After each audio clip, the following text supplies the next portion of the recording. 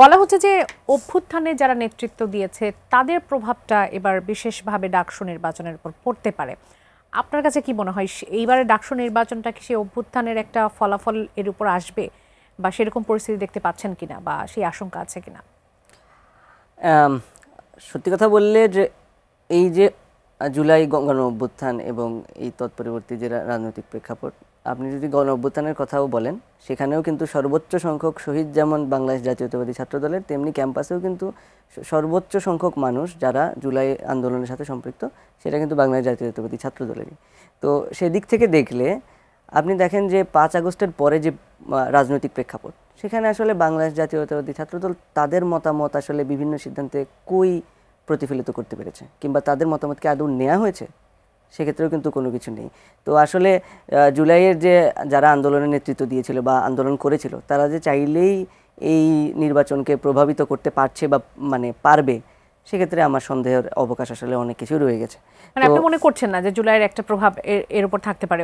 মানে আমি মনে করছি না, তার অবশ্যই প্রভাব থাকবে, বয়ানের প্রভাব অবশ্যই থাকবে, কিন্তু আমরা যে আশা করেছিলাম যে সকল অংশীদারদের যে একটা মতামত থাকবে, ইনক্লুডিং দ্য ভোটার্স, তো সেটা কিন্তু আমরা আসলে সংস্কার কিংবা মানে নির্বাচন কেন্দ্রিক যে আলাপ, সেখানে কিন্তু আমরা খুব একটা দেখতে পাইনি। তো সামনে নির্বাচন হলেও বা আমরা কতটুকু দেখতে পারবো?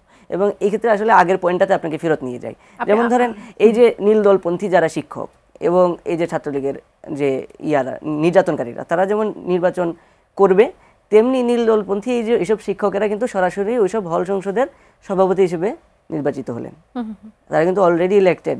এটা পদাধিকার বলে, ডাকসু গঠনতন্ত্র এটা বলে যে হল সংসদের সভাপতি হবেন প্রাধ্যক্ষরা, এবং ডাকসুর যে সভাপতি ওইটা হবেন যে আমাদের উপাচার্য উনি। তো আমরা কিন্তু সকল সংগঠনই শিবির বাদে, শিবির একটা মানে একটা কাউন্টার প্রপোজাল দিয়েছিল, বাট তারা এখানে একমত যে উপাচার্যের ক্ষমতা কমাতে হবে, যে উপাচার্যকে সরাসরি এই যে ফিগার হেডের মানে কিংবা এই যে সর্বময় ক্ষমতাশালী একটা সভাপতির মর্যাদা দেওয়া হচ্ছে কিংবা এবং প্রাধ্যক্ষকে দেওয়া হচ্ছে, সেটা থেকে সরে আসা। কিন্তু সেগুলো কিন্তু একদমই আমলে নেওয়া হয়নি। এবং কেন আমলে নেওয়া হয়নি সেটা যেমনি মিডিয়ার সামনে আসলো না, তেমনি ছাত্র সংগঠনেরও খুব একটা পরিষ্কার না যে আসলে কোন যুক্তিতে এসব বাদ গেল, কিংবা আপনাদের প্রশ্ন করার জায়গাটিও নেই।